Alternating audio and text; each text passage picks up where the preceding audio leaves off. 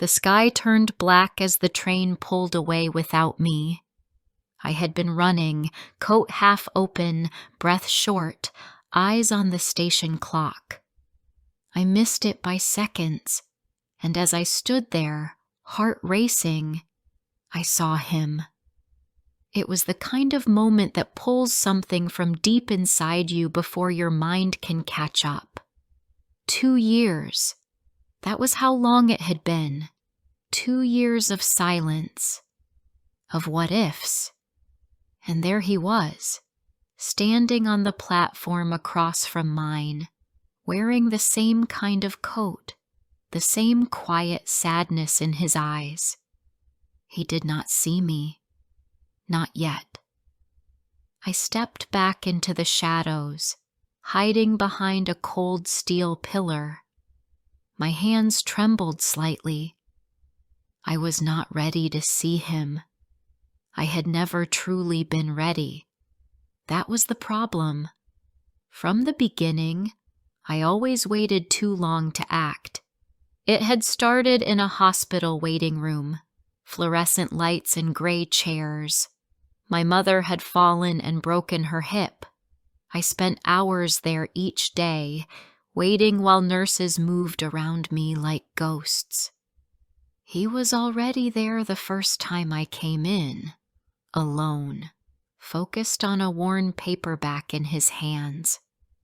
I noticed him because he looked out of place, too calm in a place where everyone was either broken or breaking. Each day, I returned to that cold chair and found him there.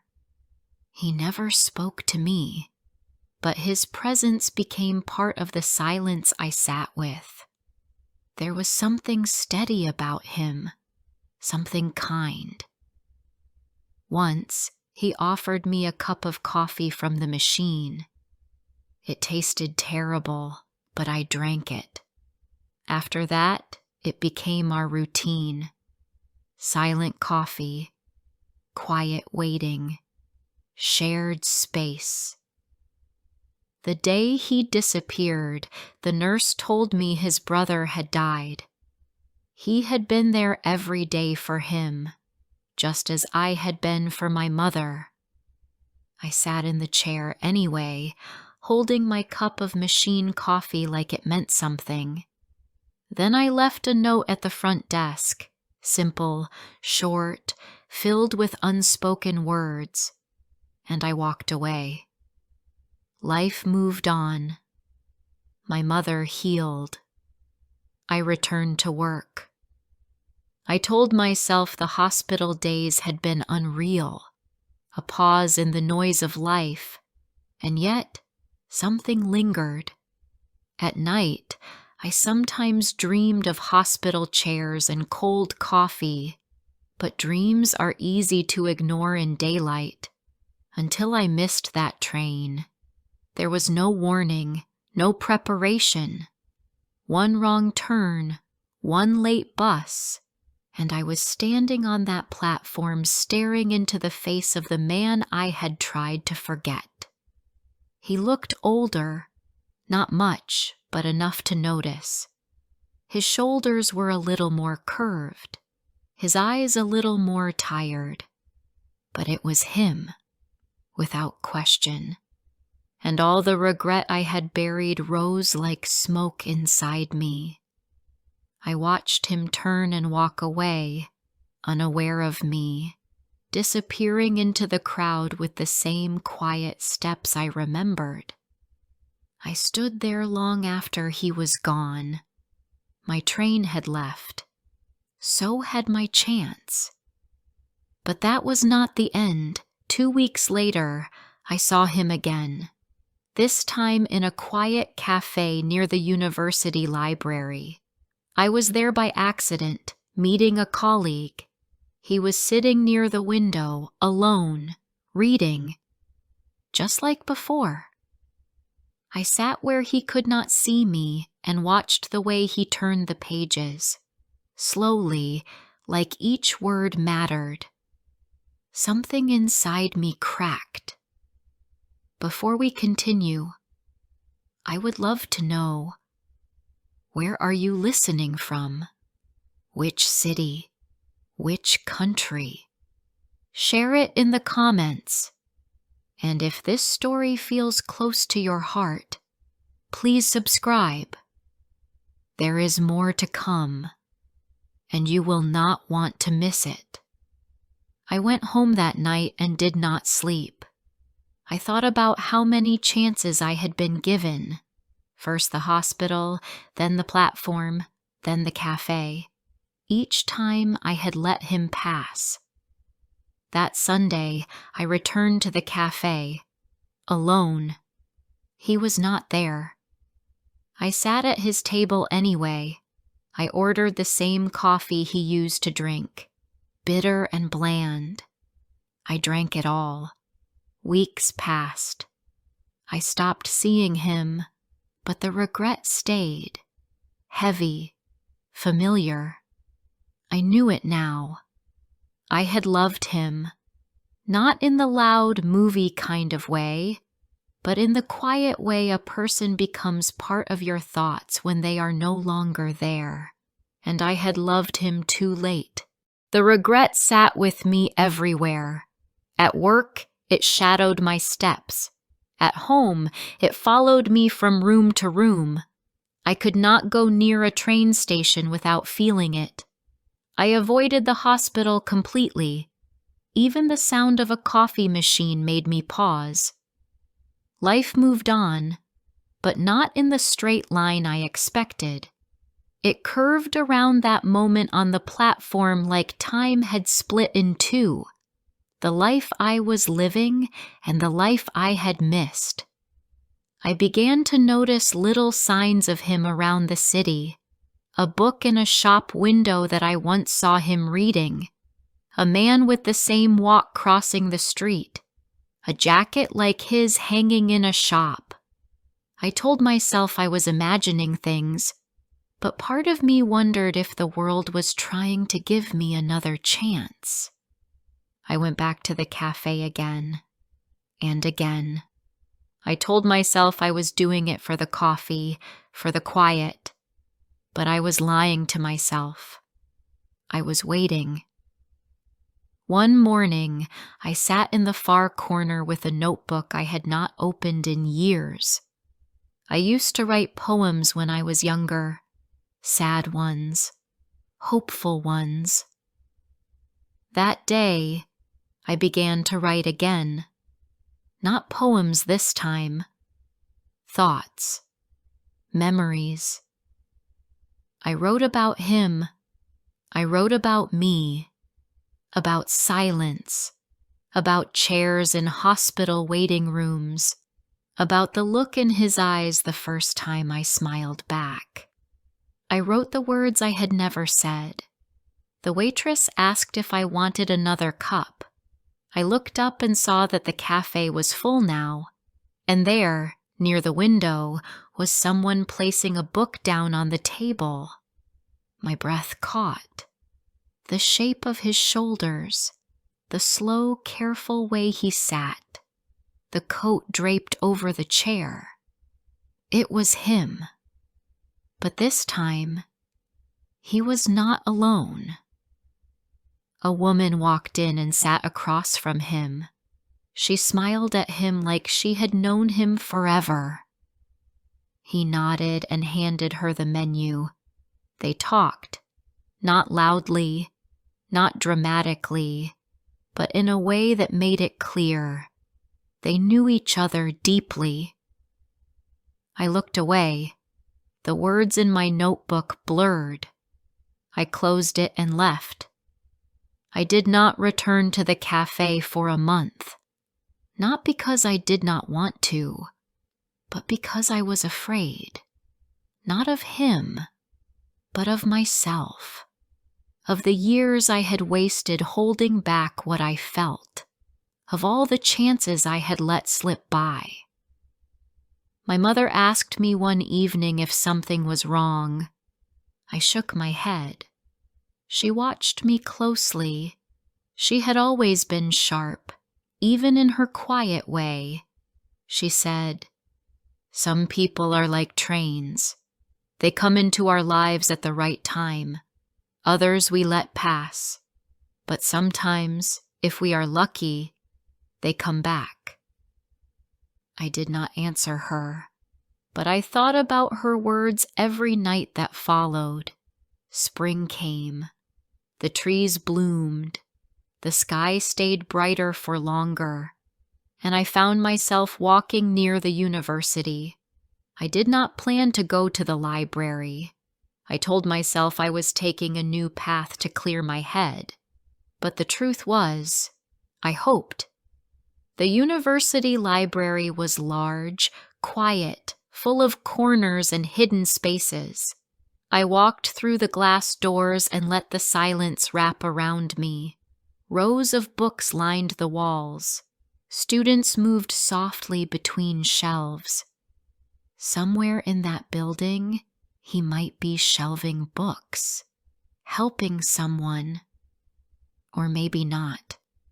Maybe he had never taken the job. I walked slowly, pretending to browse. And then I heard it. A familiar laugh. Soft. Low. The kind that echoed even when it stopped. I followed the sound. Around one corner, past a reading room. There, by the history section, he stood. He was helping a young woman with a stack of books. His back was turned to me. My hands tightened around the strap of my bag. I could leave. Again. I could turn and vanish before he saw me. But this time, I did not move. He turned. For a moment he looked past me. Then our eyes met. I did not smile. Neither did he. We simply looked at each other across that quiet space. And then he nodded. A small, quiet nod. The kind that says, I remember. I left before he could speak to me. I walked out of the building and into the sunlight. That night, I dreamed of hospital chairs, of missed trains, of bitter coffee and quiet glances. I woke up crying. I knew I had one more chance left. Not with him, perhaps, but with myself. So I wrote a letter. I did not know his address, but I knew where he worked. I wrote what I should have said 2 years ago. Not poetry, not anything dramatic, just the truth. I told him I had been afraid, that I had felt something real, that I still did, that if he ever wanted to meet again, I would be at the cafe. Sunday, 4 p.m. I mailed the letter, and I waited. Sunday came. I wore the same coat I had worn the day I saw him on the platform. I arrived early. I sat near the window. I ordered the bitter coffee. I watched the door. 4 p.m. came, then 4:10, then 4:15. The door stayed closed. I told myself I was a fool, that he had moved on, that I had waited too long, but at 4:23, he walked in, not with fast steps, not like someone chasing a lost love, but with quiet certainty. He sat across from me, and this time, I spoke first. He sat across from me, and neither of us spoke for a while. The air between us felt full, like it was carrying everything we had never said. He held the cup with both hands, not to drink, but to steady himself. Outside the cafe window, people walked by without knowing that a woman was sitting with the man she had once let go. I stared at him quietly, unsure how to begin, unsure whether it was even right to try. But I knew that if I stayed silent now, I would regret it more than anything. He looked older than I remembered. His face carried more shadows now, more of life's weight. I had looked for him in so many faces since we last met, but now that he was here, nothing else looked like him. I felt my chest tighten, not from nerves, but from the memory of everything I had left unsaid. This time, I was not going to leave with those words still buried. We talked slowly, carefully, like people walking over a frozen lake. I could feel that he was trying to understand what had changed. He had read my letter. That alone gave me some peace. Whether he would forgive me for the silence, I did not know. But I had opened a door and he had walked through it. That meant something. We did not speak of love. We spoke of work, of books, of the weather. He told me small stories about the library, and I told him things about my mother's garden. Each detail felt like a thread, slowly pulling us out of the past. I watched his eyes as he listened, and for a moment I allowed myself to believe that there was still time, that it was not too late for something real. After an hour, he stood up to leave. I thought he would say nothing more, but before he turned away, he paused. He did not need to say anything. The pause was enough. It held everything. The history, the loss, the possibility. And then he was gone. I sat alone in the cafe with a cold cup of coffee in front of me, but my heart was no longer cold. For the first time in years, I had reached for something, and even if I lost it again, at least I had not walked away in silence. The following week moved slowly. I checked my phone too often. I looked for him in places I knew he would not be. The ache in my chest was not just for what I had missed. It was for what I might still miss if I didn't keep trying. Then, without warning, he sent a message. He asked to meet again. My heart beat faster, not from fear, but from hope. We met in the park near my apartment. He was already there, waiting by the fountain. The wind moved gently through the trees.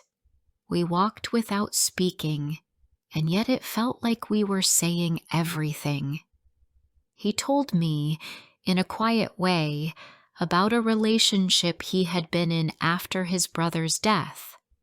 It had been kind, steady, but not enough.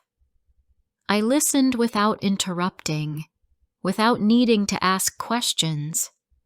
I had no right to be jealous, and yet something inside me twisted. I wanted to be the one who had helped him through his pain. But I had disappeared instead. I shared pieces of my life too.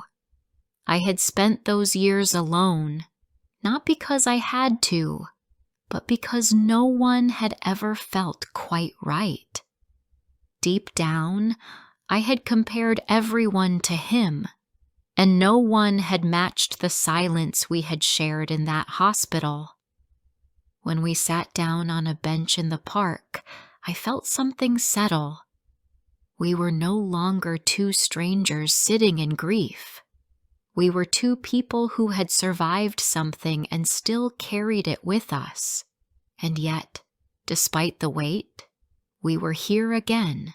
He walked me home as the sun dropped behind the buildings. The light was soft, the kind of light that makes people fall in love. But I did not need to fall again. I already had. The difference now was that I was not hiding it anymore.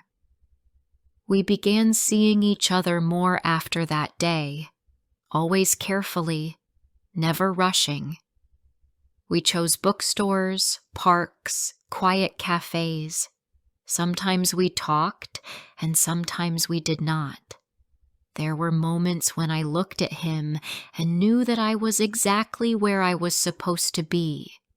There was no dramatic change, no loud moment of decision. But something in both of us began to unfold. It took time, but we found our way back to each other. Not to the hospital, not to the people we had been, but to something new, something honest. He never asked for big promises. I never asked for guarantees. We simply showed up again and again and let each day build its own quiet truth. Then one morning, he told me he needed to return to his hometown for a few days. There was something about his voice that made me pause. He did not explain much, and I did not ask.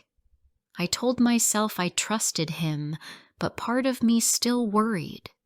I had waited too long once before. I did not want time to steal this from me again. When he left, I stayed busy. I kept my days full of work, books, walking through the city, but at night, the silence grew larger. I began to wonder what he would find there. Family, memories, reminders of a different life. I wondered if being back would make him realize that he had moved too far from what he once knew, from the people he had loved first. I wondered if he would come back at all. The waiting felt different this time, not like it had in the hospital. Back then, I waited with fear.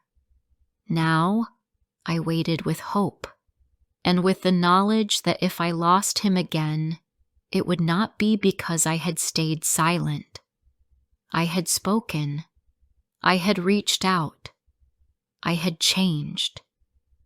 Each day I reminded myself, no matter what happened next, I would not go backwards. He returned on a Sunday evening, just after the rain had stopped. The city was wet and quiet, as if it too had paused to listen for something. I saw him first through the window of the cafe where we had met so many times before. He stood just outside, looking in, as if deciding whether to enter. I sat still, unsure if he was going to walk away, but after a long moment he stepped inside. His presence filled the space gently, like warm light entering a dark room. I watched him walk toward me. He moved slower than usual, and there was something different in the way he carried himself. He looked like a man who had faced something heavy, and brought it back with him. When he sat down across from me, I could see the tiredness in his eyes.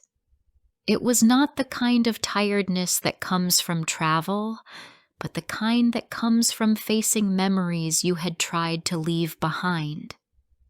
He did not speak, and neither did I. We let the silence wrap around us again, familiar and soft. Not uncomfortable this time, but necessary. As we sat there, I realized I was no longer afraid. I did not need him to tell me everything. I did not need to understand every part of his journey. What mattered now was this moment, the fact that he had returned and that he had come to me. He reached into his coat and placed something on the table. A book.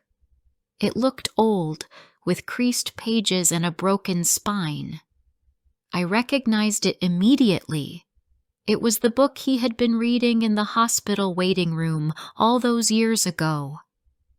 He pushed it gently toward me, and I placed my hand on its cover. It was not a gift or a message. It was a memory, one he had chosen to carry and now to share.